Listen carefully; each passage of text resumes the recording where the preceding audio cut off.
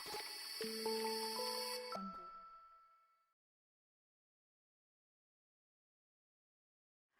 siang Pak Sigit, gimana kabarnya hari ini Pak? Baik, Bu Rika. Syukurlah kalau begitu, alhamdulillah baik juga Pak. Senang sekali hari ini kita bisa bertemu dan juga berbincang tentang proses pengiriman barang dari wilayah Indonesia ke luar negeri atau yang sering kita sebut dengan ekspor nih Pak. Nah, di situasi sekarang ini nih Pak Sigit, banyak sekali pengusaha yang ingin memperluas pasar ke kancah dunia. Tetapi nggak sedikit juga dari mereka yang masih bingung nih Pak, bagaimana sih proses pengirimannya dan seterusnya. Nah, hal apa saja sih Pak yang perlu dipastikan sebelum kita melakukan proses ekspor barang? Oke, terima kasih sebelumnya. Assalamualaikum warahmatullahi wabarakatuh. Waalaikumsalam. Sebenarnya untuk proses ekspor sangatlah mudah, terutama bagi eksportir yang harus disiapkan pertama adalah legalitas. Legalitas itu sangat penting. Kemudian untuk trading adalah Incoterms, di mana dalam perjanjian jual beli Incoterms adalah mengatur siapa yang bertanggung jawab apa. Jadi penjual dia bisa bertanggung jawab sampai mana, pembeli bertanggung jawabnya sampai mana, itu yang masuk di Incoterms. Kemudian yang perlu disiapkan untuk selanjutnya adalah bagaimana produk itu dikemas, ya kan, sesuai dengan packing standar ekspor. Nah, mungkin pada saat ini kita akan membahas Incoterms dulu. Baik. Ya, Incoterms itu apa sih Pak? Incoterms itu adalah trade jual beli. Jadi di Incoterms itu ada beberapa istilah, misalnya seperti FOB. FOB itu adalah free on board. Baik. Kemudian CIF, Cost, Insurance, and Freight. Jadi di situ adalah ada tanggung jawab masing-masing, baik penjual dan pembeli. Jadi di Incoterms itu adalah mengimplementasikan siapa yang bertanggung jawab untuk pengantaran barang itu sampai pelabuhan, kemudian dari pelabuhan itu siapa yang tanggung jawab. Jadi di Incoterms itu sebenarnya sudah mencakup tradingnya. Baik. Boleh dijelaskan sedikit nih Pak, yang tadi FOB itu maksudnya seperti apa ya? Jadi di ekspor itu ada namanya istilah FOB. FOB adalah free on board. Baik. Di mana si penjual bertanggung jawab dari packing sampai pengiriman di pelabuhan pasar. Pelabuhan muat maksudnya ya. Baik. Jadi dari pelabuhan, jadi si penjual dia bertanggung jawab untuk semua kos dari pelabuhan muat. Baik. Kemudian setelah itu adalah tanggung jawab pembeli. Jadi setelah barang itu masuk ke pelabuhan, itu sudah tanggung jawab pembeli. Berarti termasuk untuk freight-nya ya Pak ya. Kalau pakai laut itu berarti ocean freight-nya tanggung jawab pembeli ya Pak. Oke, itu yang tadi kita sebut sebagai FOB. Baik. Selain FOB ada lagi Pak? FOB, jadi kalau untuk ekspor itu ada satu lagi istilah namanya CIF atau CNF. CIF itu Cost, Insurance, and Freight. Baik. Jadi si penjual dia mengatur barang tersebut di gudang mereka sampai ke pelabuhan, dan sampai ke pelabuhan tujuan itu adalah tanggung jawab si penjual. Baik. Nah, kalau untuk insurance itu adalah tambahan kos saja. Jadi karena yang pembeli minta ditambahkan insurance, mengasuransikan barang tersebut. Ada yang kalau CNF, cost and freight, itu hanya insurance ditanggung jawab dibebankan oleh pembeli. Jadi istilah ada FOB dan CIF ini harus dipahami dulu oleh pengusaha yang mau belajar ekspor dan impor. Karena ini adalah trading internasional. Jadi kalau misalnya ada pembeli, terus saya adalah FOB, ya, harusnya pembeli dan penjual sudah tahu fungsi akan jawab masing-masing dalam logistik pengiriman.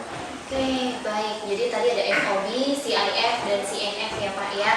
Nah, berarti untuk yang menentukan term tersebut itu siapa Pak? Sebenarnya bisa dari kedua belah pihak, antara penjual dan pembeli, bisa advice, jadi bisa sebenarnya antara kesepakatan antara kedua belah pihak. Oke. Kalau menurut saya lebih menguntungkan itu jadi biar forwarder di Indonesia itu hidup, gitu kan. Lebih prefer kita adalah CFF atau CIF. Jadi tanggung jawab penjual untuk bisa mengirimkan barang itu ke negara tujuan. Jadi bukan hanya lokal charge saja yang ditanggung sama penjual. Freight-nya itu sebenarnya bisa ditambahkan benefit juga, karena freight itu bisa diinfo ke pembeli bahwa ini freight-nya adalah sekian dan dia bisa ditambahkan profit juga sebenarnya. Jadi lebih prefer LCL maupun FCL. Untuk ekspor itu saya prefer CNF atau CIF. CNF atau CIF ya Pak ya. Baik. Jadi kalau LCL itu apa Pak? LCL itu adalah combine dalam satu kontainer, namanya less dan kontainer ya. Jadi misalnya Bu Rika mau ekspor cuma 10 kardus, ya, atau cuma 1 kardus gitu bisa. Nah, itu adalah dicombine. Jadi digabung ya Pak ya? Atau digabungkan satu kontainer, tetap pengiriman dari misalnya Jakarta ke Hong Kong itu adalah tetap pakai kontainer. Iya. Tapi dalam satu kontainer itu ada beberapa kargo atau beberapa pengirim. Kalau FCL itu full, jadi si shipper itu loading sendiri. Iya. Satu kontainer full tidak bisa dengan barang yang lain ya Pak ya. Jadi kalau FCL itu full kontainer, satu kontainer berisi barangnya si satu pengirim dan satu pembeli ya Pak ya. Kalau yang LCL atau less than container load tadi adalah gabungan gitu ya Pak. Konsol. Baik. Nah Pak, setelah kita tahu nih atau setelah tahu termnya, kemudian langkah apa yang harus dipastikan lagi Pak? Mungkin setelah deal dan buyer sudah melakukan payment ya, saya sarankan karena trading atau misalnya penjual dan pembeli ini adalah kalau misalnya lebih nyaman bisa dengan down payment atau LC. Jadi letter of credit itu nanti kita bahas di lain kesempatan. Tapi kita saat ini membahas import terms dan apa yang harus disiapkan dulu sebelum pra ekspor gitu ya. Betul, betul. Ya, sebenarnya kalau misalnya sudah memiliki license saat ini lebih mudah hanya cuma NIB.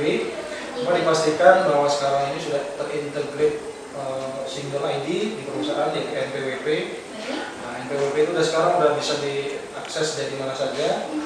Bea cukai sudah link, pajak sudah link, bank juga sudah link. Jadi semua sekarang udah single identity jadi NPWP. Nah, setelah kemudian dokumen yang dimiliki sudah cukup, bisa menghubungi forwarder atau shipping line. Forwarder ini yang saya sarankan yang mempunyai integritas yang tinggi dan mempunyai armada. Forwarder ini juga menghubungkan antara si penjual, shipper, eksportir ke shipping line. Siap, jadi tentunya harus menghubungi forwarder dan juga harus konsultasikan semuanya dengan forwarder ya Pak ya. Oke. Nah, the last but not least nih Pak, bagaimana untuk pengurusan dokumen-dokumen yang tadi Bapak sebutkan untuk di portnya begitu Pak? Oke.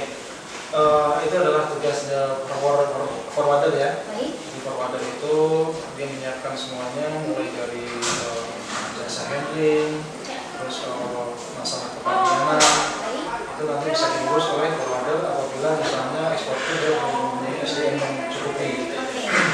Sehingga lebih simpel, jadi tinggal beri forwarder.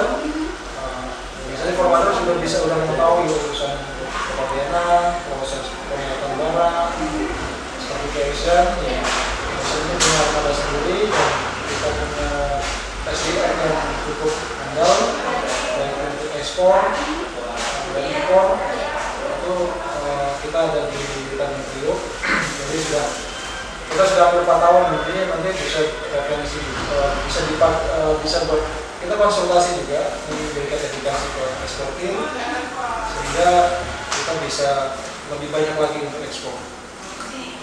Luar biasa sekali nih penjelasannya Pak. Dan memang ya jika bicara terkait dengan ekspor impor itu sangatlah luas ya Pak Sigit. Namun sebenarnya hal tersebut itu sangatlah mudah ya Pak ya. Jadi sangat mudah. Tapi untuk bagi pemula ini sedikit susah. Makanya sering edukasi atau sering di forum-forum ekspor, karena kadang sudah ada pembeli tapi kadang bingung setelah ada pembeli ini selanjutnya mau seperti apa. Betul. Itulah fungsinya forwarder atau perusahaan-perusahaan logistik sebagai jasa. Dia kami antar eksportir, bagaimana dia mengedukasi eksportir biar sesuai dengan yang diharapkan oleh pembeli juga, dokumen yang diminta sesuai dengan pembeli juga, karena berhubungan dengan ekspor ini legalitas dan dokumen yang diminta sama konsumen itu diperlukan untuk pengeluaran barang di negara tujuan. Jadi saya kalau misalnya barang sudah bagus tapi dokumennya kurang, jadi di negara tujuan nggak bisa keluar barangnya. Jadi perlu konsultasi dan edukasi ekspor. Baik, dan tentunya ketika nanti ada nih yang ingin konsultasi dengan PT Ocean Indonesia ini sangat boleh ya Pak Sigit? Sangat boleh, silakan. Siap, baik. Jadi buat yang ingin konsultasi terkait dengan ekspor impor, silahkan bisa menghubungi nomor telepon yang berada di bawah ini ya. Dan terima kasih sekali lagi Pak Sigit atas pemaparannya. Mudah-mudahan semua yang tadi dipaparkan bisa menjawab pertanyaan-pertanyaan dari para calon eksportir. Ya, terima kasih sekali lagi. Sampai berjumpa di kesempatan selanjutnya Pak Sigit.